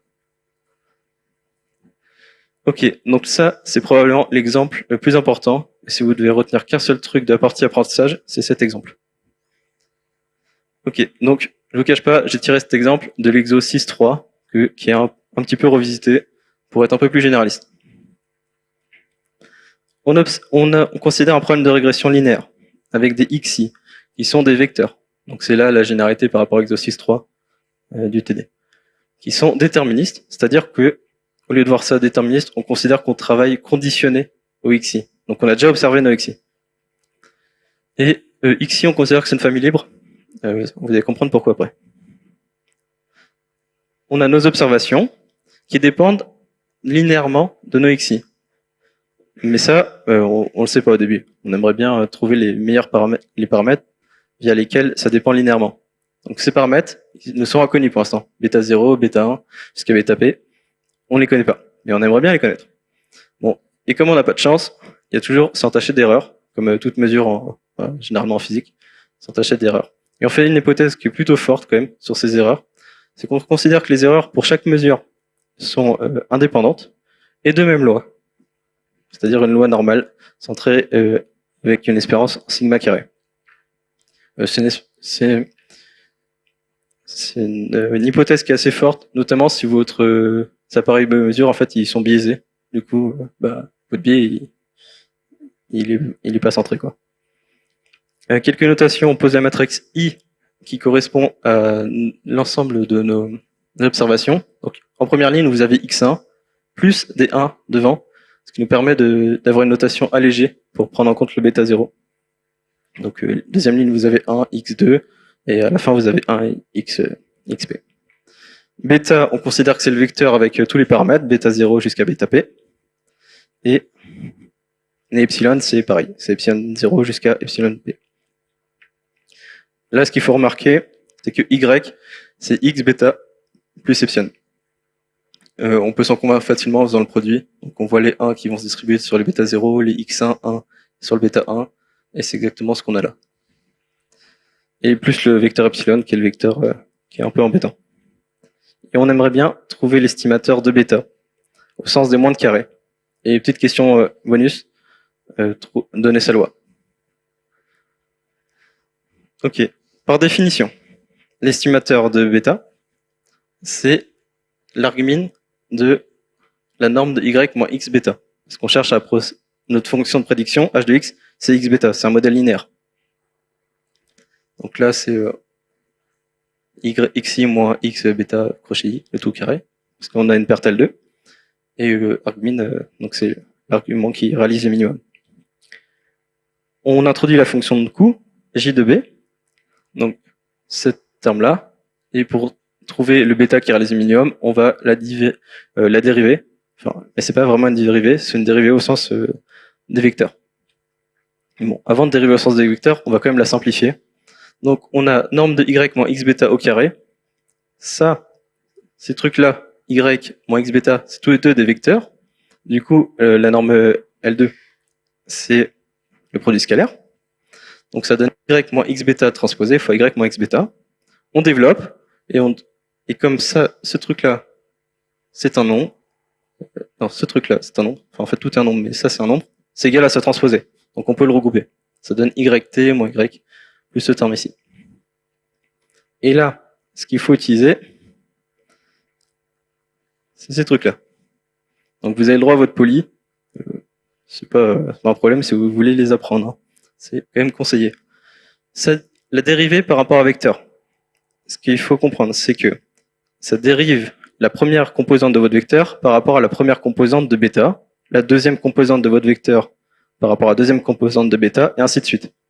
Donc en fait, c'est surtout un moyen de calcul beaucoup plus rapide, et ça évite de passer composante par composante, ce qui est extrêmement long et plutôt chiant. Vous avez besoin juste de connaître ces formules. Normalement, il n'y a pas besoin de plus.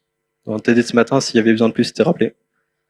Du coup, la dérivée par rapport à bêta de V transposé bêta, comment on peut s'imaginer? C'est V d'ailleurs, il y a un petit problème. C'est V. La dérivée par rapport à bêta de bêta transposé V, c'est V aussi.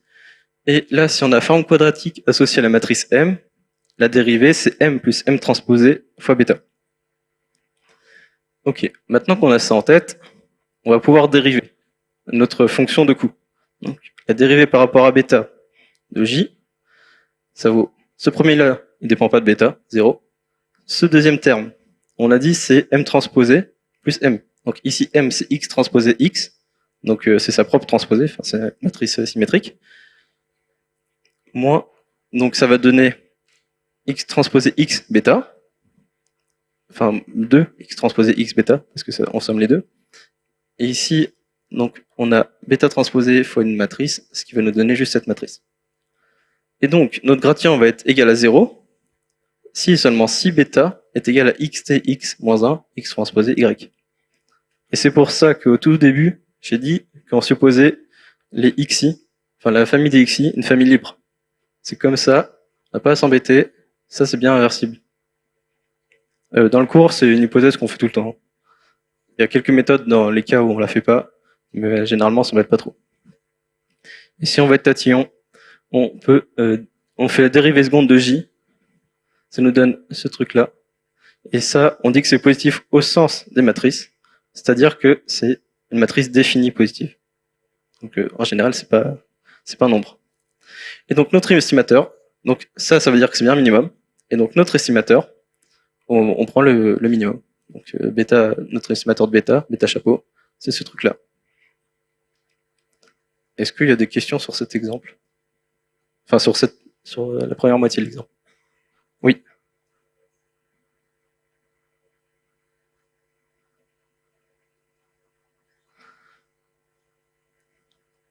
Le passage de ça à ça. Ok, donc ça c'est, je dis juste, ici je dis que c'est dérivée de j égale à 0. Ok. Bon, j'aurais dû détailler la dérivée de j par rapport à bêta. Ce premier terme, on est d'accord, il dépend pas de bêta. Donc ça vaut 0. Celui-là, plus facile. La dérivée, ça va être moins 2 x transposé y. Parce que d'après les formules qui sont juste ici, quand on a bêta transposé fois un vecteur ou une matrice, ça va nous donner ce vecteur. Est-ce que ça va pour ça?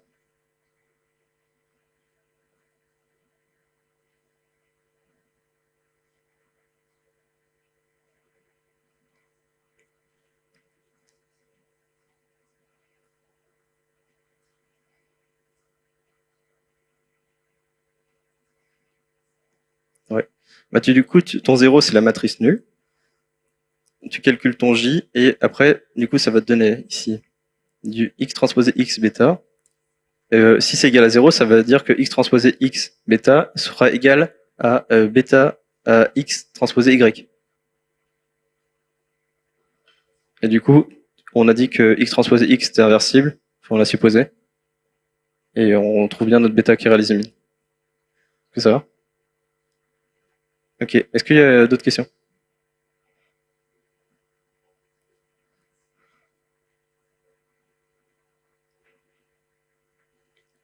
Là? Oui, t'as raison. Oui, et donc ici, il y a bel et bien une erreur. C'est j qui est égal à ça. Et la dérivée, du coup, c'est 0. Ok, maintenant, on cherche la loi de bêta. Donc on réutilise ce qu'on a dit tout à l'heure. On a dit que y, c'était x fois bêta. Mais le vrai bêta ce coup-ci, hein, pas notre estimateur. Plus epsilon.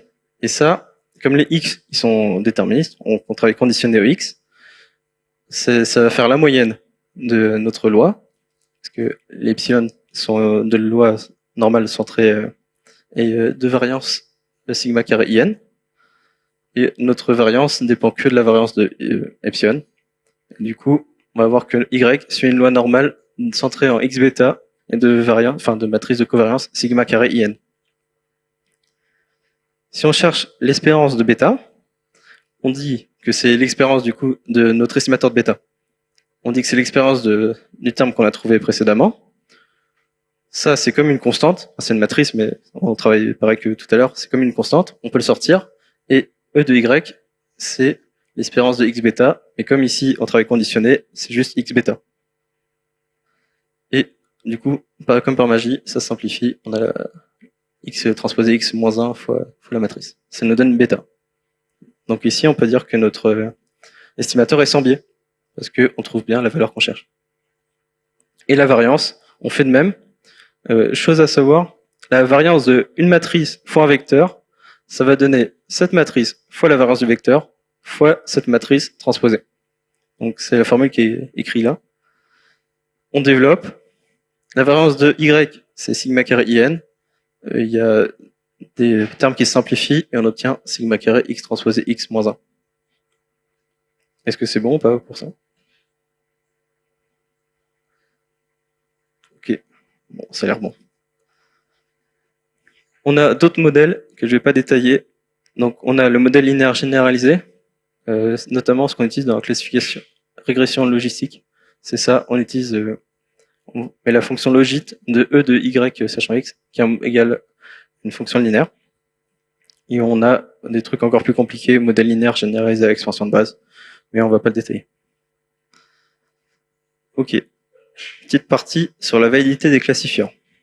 Donc, on va considérer plutôt des classifieurs binaires, c'est-à-dire des trucs qui nous disent soit vrai, soit faux, soit 0, soit 1. Et ce que d'abord j'aimerais bien vous montrer, c'est que généralement, quand on parle d'un classifieur, on parle en termes de précision. Un bon exemple de classifieur, c'est des tests de dépistage pour des maladies. Et du style test Covid. Et vous, ce que vous aimeriez bien savoir, c'est en fonction des résultats de vos tests, est-ce que vous êtes vraiment négatif, est-ce que vous êtes vraiment positif. Et dans le langage courant, on parle généralement de la précision. Du coup, on se dit, bah, c'est le taux de bonne réponse. Et juste ça.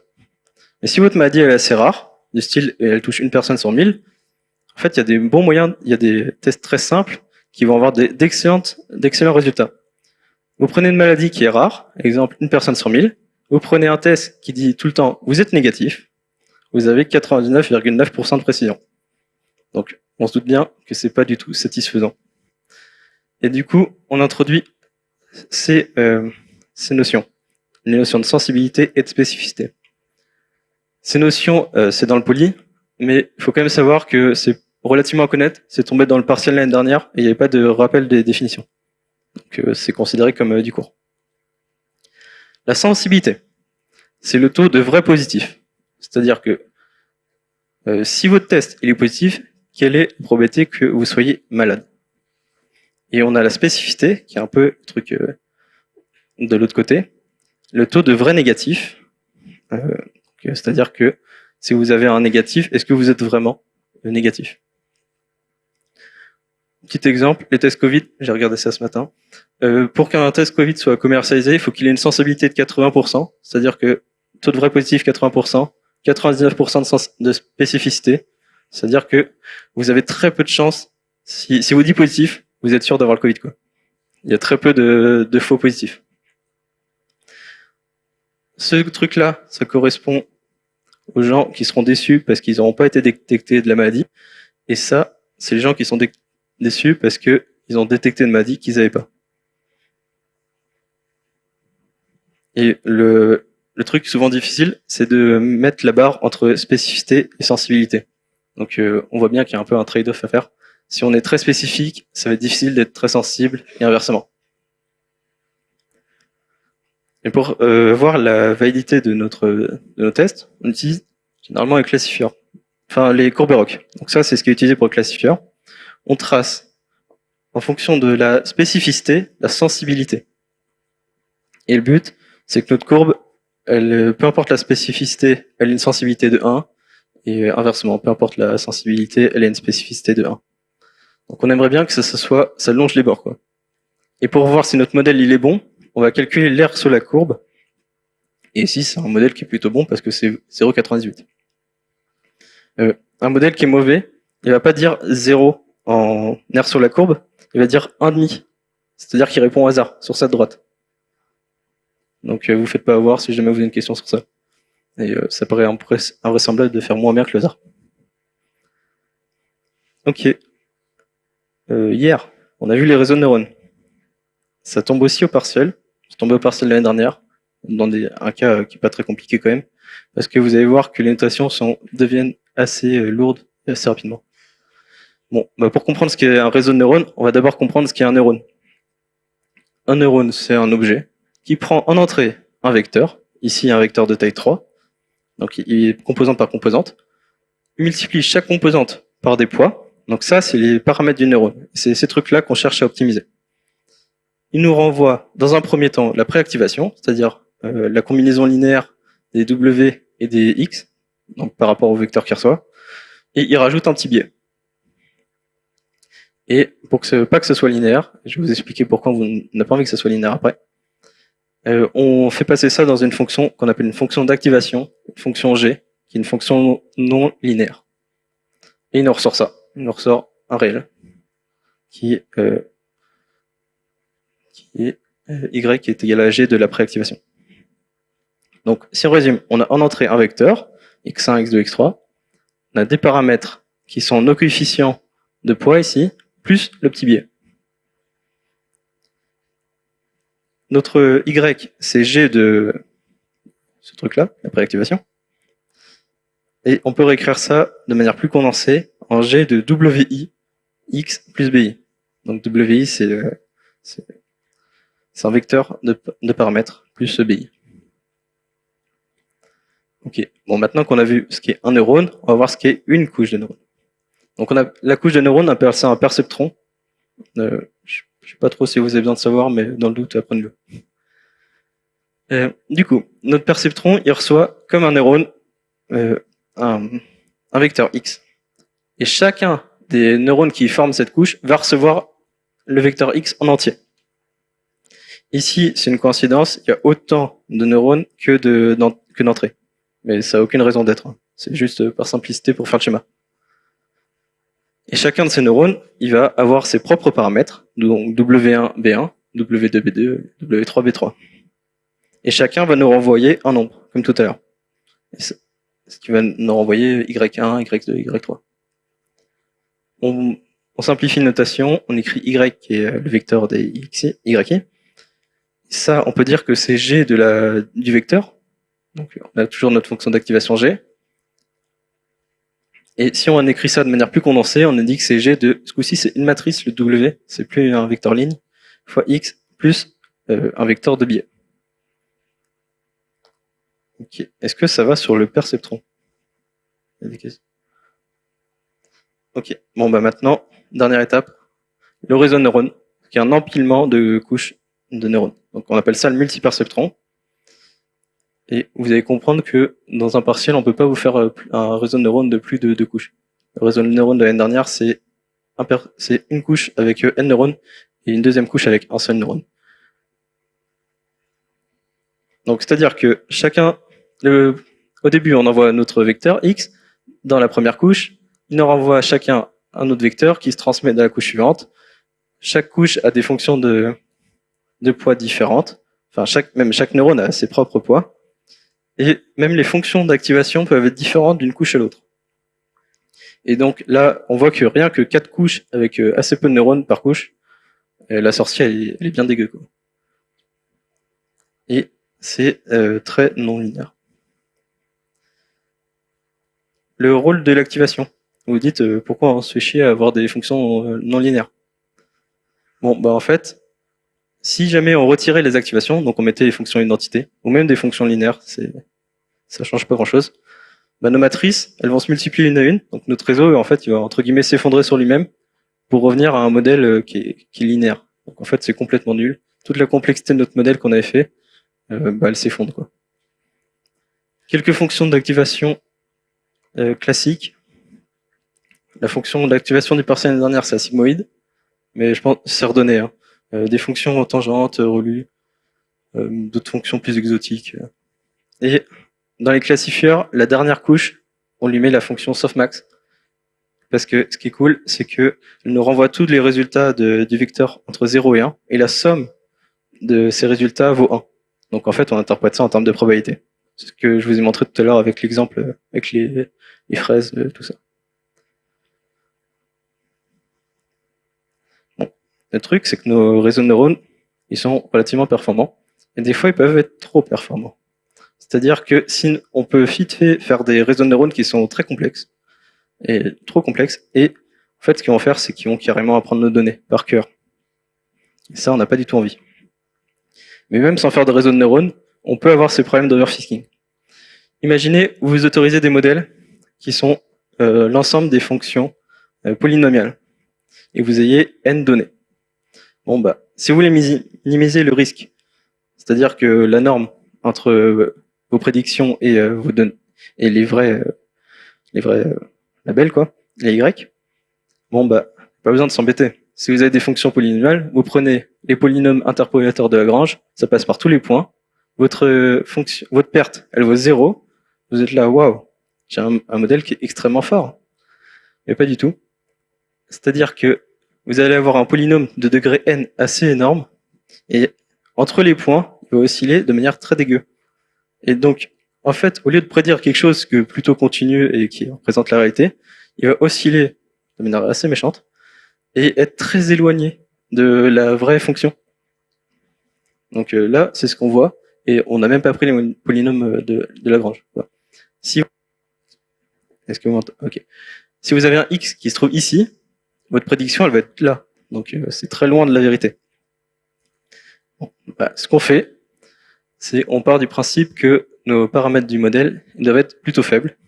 Et on va rajouter à notre perte, en plus de ce qu'on avait précédemment, donc ça assure que notre modèle soit proche de nos données, on ajoute ce petit terme-là, avec lambda, un paramètre qu'on peut choisir.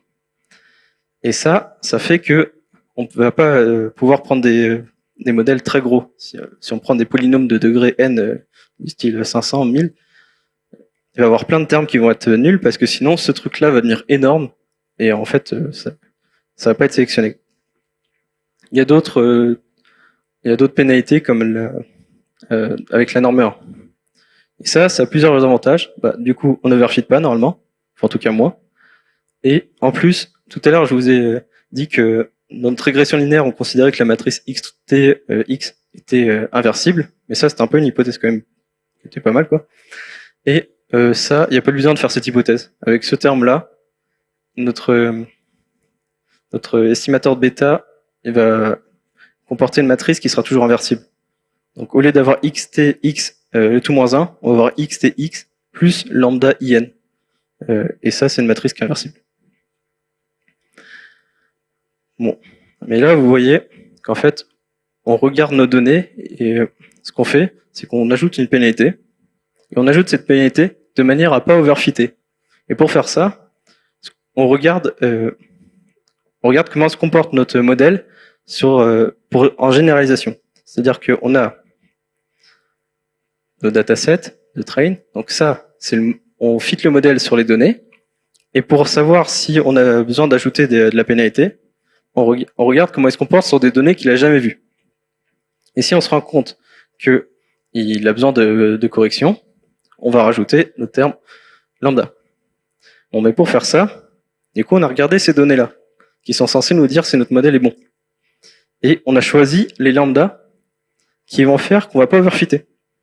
C'est-à-dire qu'en fait, vos lambdas, ils sont designés pour que vous overfittez pas. Mais vous overfittez pas sur ce dataset-là. Et vous savez pas si vous n'avez pas overfité sur des datasets autres. Donc c'est pour ça qu'on introduit un troisième dataset, le dataset de validation, qui lui nous sert à vérifier qu'on n'overfit pas sur le train. Et le test va faire en sorte de vérifier que les lambdas qu'on a choisis sont pas des lambdas spécialement choisis pour pas overfitter seulement sur notre dataset. Bon, bah voilà, je suis arrivé au bout. Est-ce que vous avez des questions sur la partie apprentissage ? Ok, bah merci beaucoup et bon courage.